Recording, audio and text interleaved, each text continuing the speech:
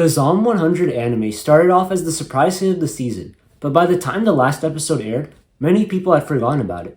So what exactly happened? Hi, welcome to my channel. I'm the Average Otaku, and today I want to talk about the controversy surrounding the Zom 100 anime and its production. So Zom 100 started off as a manga that had a pretty decent following. It grew in popularity pretty fast. I myself have read 10 volumes of it, and Gigguk also made a video on it which definitely helped to boost its popularity. Anyways, it soon got popular enough to warrant an anime which would be adapted by Bug Studios. You might be wondering, what exactly is Bug Studios and what other anime have they made? Well, here's the thing. Bug Studios is actually a completely new anime studio, and Zom 100 would be their first anime. So needless to say, there's a lot of skepticism surrounding the quality of the adaptation. Fans were disappointed that the anime would be made by a new studio and not one of the bigger or more reputable ones. Many people figured it would be a pretty forgettable anime, especially in a season that included the likes of Jujutsu Kaisen, Mushoku Tensei, and Bleach. But when Zom 100 aired its first episode, it blew everyone away. It wasn't just a good adaptation, it was an exceptional one. I would go as far as to say it didn't just adapt the manga, it elevated it.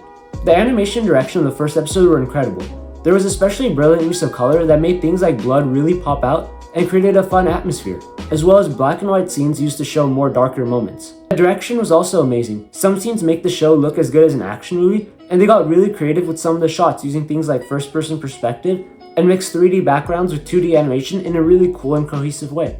This amazing debut for the anime actually makes a lot more sense when you realize the staff was made up of a lot of former staff members of big animation studios. Bug Films? Where the hell did they come from? Bug Films?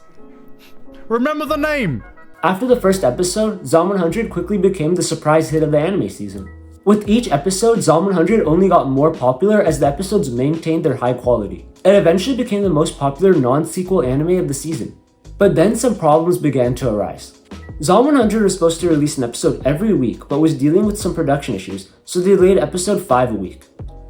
Then they had to do the same thing again and delay episode 6 for an additional week, so now they were 2 weeks behind schedule.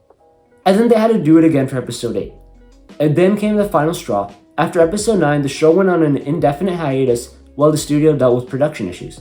While the production delays definitely did hurt the show, it was the hiatus that completely halted all the momentum the show had. It's easy to remember to watch an anime when it's releasing weekly, but with no timetable for its return, people quickly forgot about Zom 100. The final 3 episodes released quietly 3 months later, but the show was already forgotten about. In fact, majority of people who started watching the show still haven't finished it. If you look on my anime list, you can see that there are actually more people who have marked the anime as currently watching than those who have marked it as completed. That's pretty much unheard of. Now that we've talked about what's caused their hype and popularity to die down, let's talk more about the controversy and the so-called irony of the situation.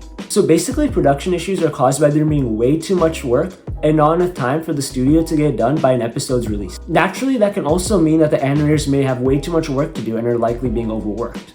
So the irony comes from the fact that the main plot of the anime is about Akira, the main character, working for a company that completely overworks him and treats him terribly. And when the zombie apocalypse occurs, it's actually a good thing because Akira can do whatever he wants and doesn't have to go to his job.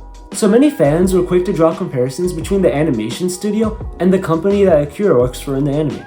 So there are many jokes about Akira actually working for Bug Films and that the animators must have been dying inside when making the first episode.